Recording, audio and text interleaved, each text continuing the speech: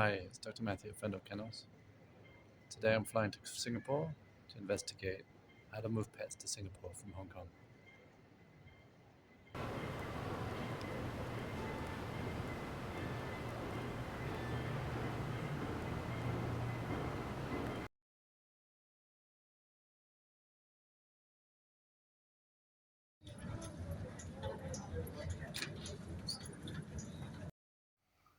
Hi, so I've arrived in Singapore. I'm in my hotel now.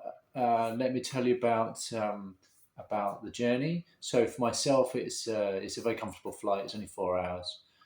For pets, actually, it's the same temperature in the cargo hold for pets as it is for people. So for people flying in the uh, regular first class, business, economy, the temperature regulations is the same in the passenger hold. Same in the pets passenger hold as the pets hold.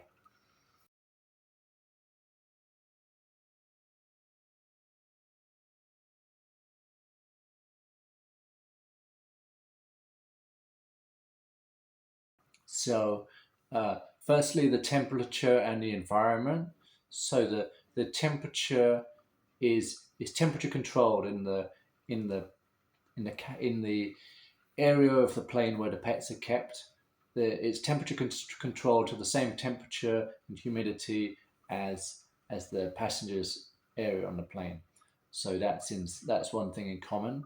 Um, Another thing in common is the check-in time. If they're flying excess baggage method, then it's going to be the same because you're checking in together with your pet.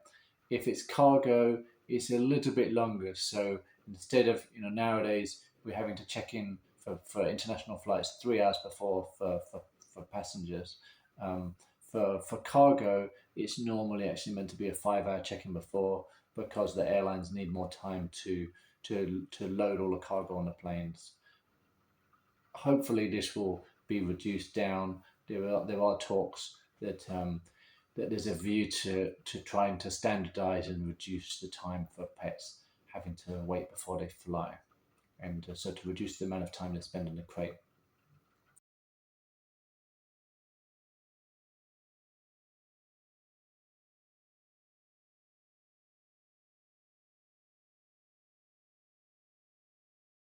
So, what else is in common for pets having to come to Singapore as for people coming to Singapore?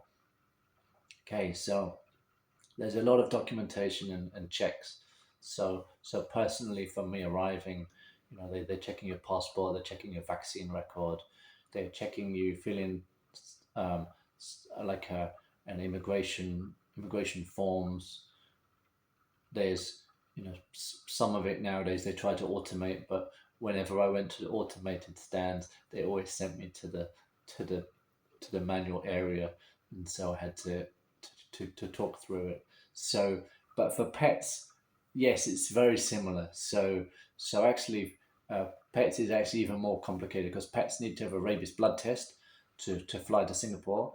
The reason for that is rabies is a zoonotic disease. That means it's a disease which is transmissible between pets and between animals and people. There's a lot of animals there's like a lot of stray dogs in India or in Africa which have rabies. Tens of thousands of people, of humans, are still dying every year of rabies, and so because of that, international countries are very serious about their rabies prevention. Singapore is a small area.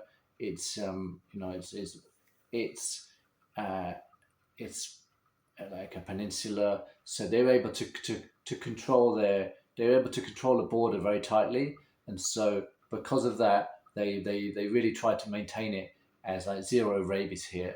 So to ensure they're able to be consistent with that, they they blood test dogs for rabies before they and cats for rabies before they fly here to make sure they they kind of are immune to rabies. So that's one thing that pets have to do.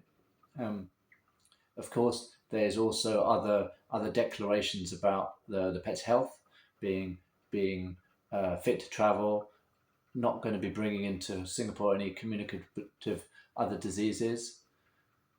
So there's a fair amount of paperwork. There's paperwork for the making sure the Singapore government are happy, and also there's paperwork to make sure the airlines are happy.